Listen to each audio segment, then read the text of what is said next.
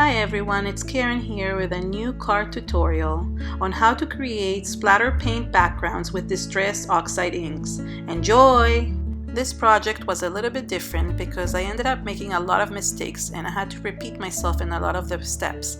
But I still wanted to show the mistakes that I made and how I fixed them and what the end result was. So this is kind of a learning curve kind of project that I did.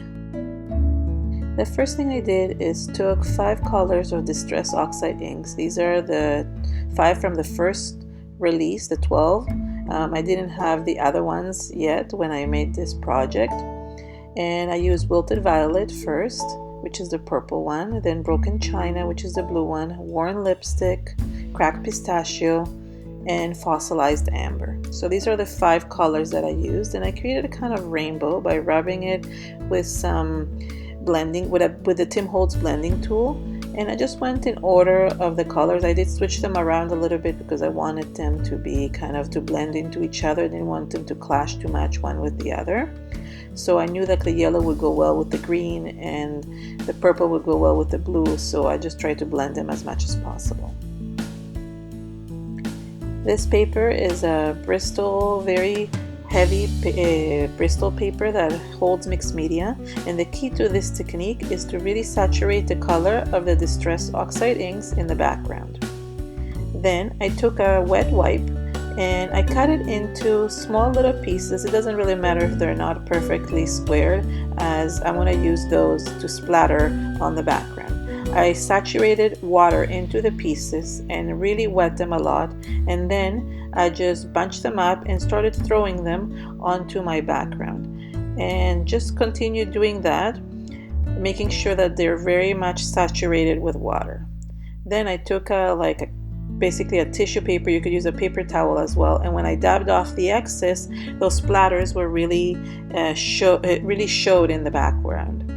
I added a few more splatters in the areas where I didn't get any of the splatters in the back, and then it was just the way I liked it.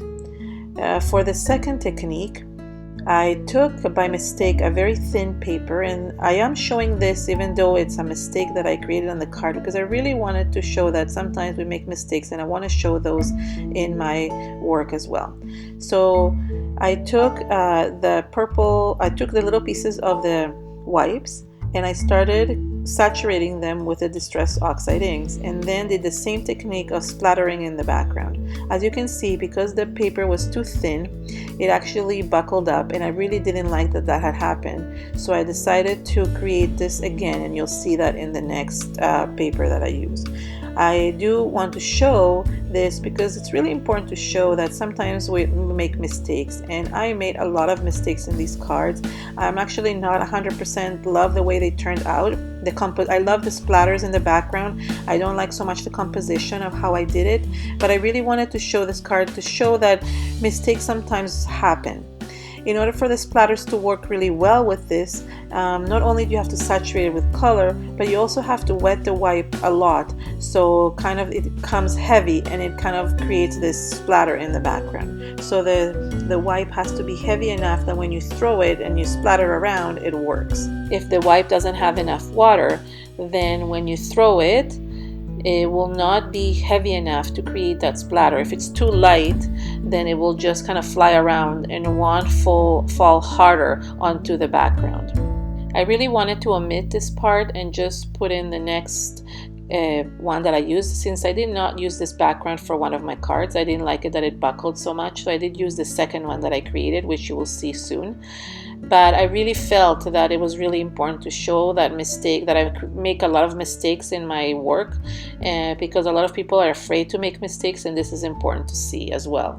And how to fix mistakes, because I made a lot of mistakes in this card, and you will see later on what I mean. So here I am. I took the Bristol paper again, and I started splattering, and you can see now the splatters were much better and the paper wasn't buckling down. So make sure you use a thick cardstock or some Bristol mixed media board, or some kind of watercolor papers would work as well.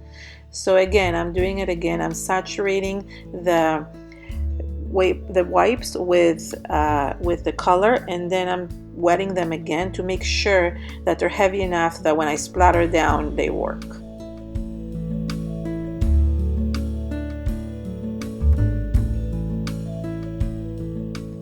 I really like how one of the nights I just basically thought of this technique of using wipes to basically splatter. I've done this technique with tea where I use tea bags to splatter tea, and it creates kind of like a vintage rustic look. But I thought, oh, what happens if we saturate something with ink? Or with water. So the first technique was a reverse ink technique where you use the water to basically draw out the ink from the Distress Oxides, and this one was straight on. Here I took a piece of white cardstock that I still had, and I basically dabbed it with 4 different colors because I have this really nice Spellbinders painters die cut, and I wanted to create this beautiful basically splatters and little circles for the palette. And I use white cardstock for the paintbrush and for the actual palette, and I ran this twice so I could create it for both cards. So I have the white palette and a paintbrush for each of the cards, plus I ran the splatters a few times in the different colors, and also the little paint circles that go on the palette. This die set and everything that I used today on this video are linked below in the description area of the video. Once I took them all out, I took the little pallets and I started gluing the little paint palettes onto each larger palette.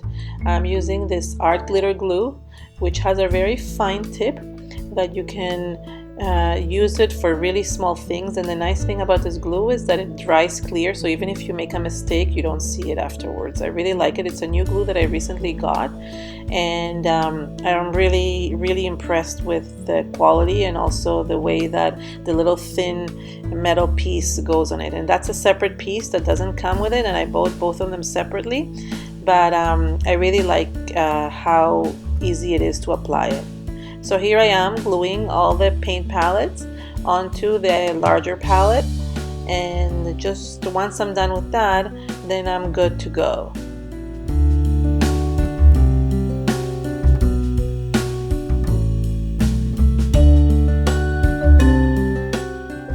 I decided to use the little circles from that were inside the die and just create the green color from the cracked pistachio, which I hadn't used for the palette, so I could use that little circle for one more paint palette. And then I just painted the top of the brush with 2 different colors, one the green and one purple, one for each card because they didn't have to be the same. And then I just glued the green circle onto the palette itself.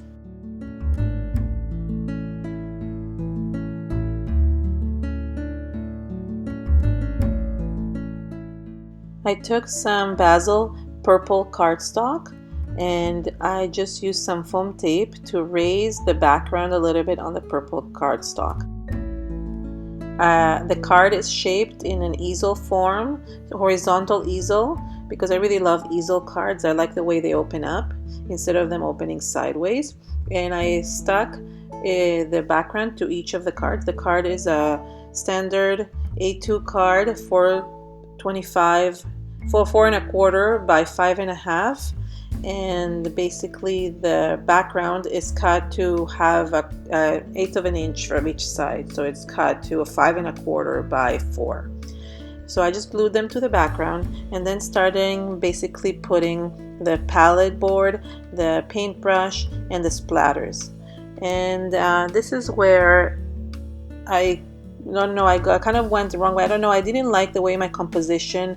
I really love this really cute die cut set, but somehow I couldn't get the composition right, and I don't know why. I loved creating the background, and I find that my mixed media kind of leans me towards creating these amazing backgrounds for cards, but when I get into the card part of composition or stamping, I kind of get stuck and it doesn't come out the way I want it. So here I am basically gluing the splatters and all the elements and just trying to figure out how I want everything to look.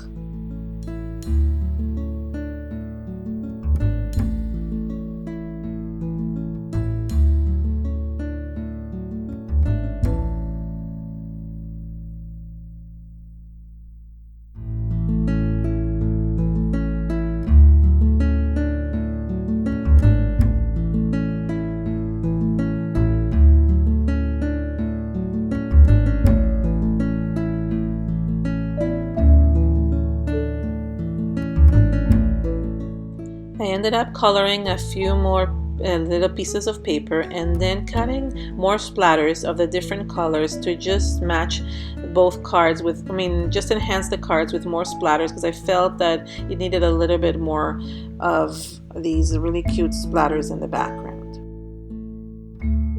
Now it was time to add a sentiment, and somehow I was not able to get my idea across the way I wanted it. I had a great idea of what I wanted for the sentiment, but I just really screwed up. I guess I'm just don't feel like I'm a good stamper, and I stamp really horribly, or I just do the wrong things. I don't know what it is about it, and I get very frustrated when I have to stamp because it's such an exact thing. And I think maybe if I had the platform, the Tim Holtz platform, which I'm supposed to get, I'm still waiting for it, I think it would work better. I don't have a Misty either, so I've borrowed sometimes from my friend, but I didn't have it right now, so I use this Fisker's positioner. And I don't know, maybe I should have not stuck the card first on the background. I don't know what mistakes I made, but I felt like it just didn't work. But I just want to tell you that I tried my best, and I ended up not stamping properly. So as you can see in this, the first one worked well, but then when I tried to stamp the second one, the ink wasn't going through. It wasn't stamping in a certain area, and I couldn't figure out why, what was happening, what was going on. And I even tried again, and I lined it properly, and it still wasn't doing it. So I just don't know what happened, and I got very frustrated at that point. Just want to point out that both stamps that I'm using are from two different sets from Concord and Ninth. One of them is called Give Thanks, and the other one is called Petals and Pallets, and that one is a newer one from just came out. So that has the big thanks word that I'm stamping on top. So I decided to go a different route because my idea, and I'll explain what my idea was. I also used some Versamark black ink, which is a pigment ink, and I basically stamped the big thanks then at the top on both cards, and that one worked really well, and I was able to stamp it really well. So I don't know what the problem was with the other one and how I made the mistake in the second one, but I guess sometimes mistakes happen for a reason, because my idea, and I'll explain my idea, was I wanted it to say from my heart, or thanks from my heart. So thanks was at the top, but then instead of from my heart, I wanted to separate the word art from the word heart, and basically just have it thanks from my heart with the brackets around the word art, since this was an art palette. So to cover up what I had stamped the wrong way, I took a little white strip of cardstock and inked it with the worn lipstick,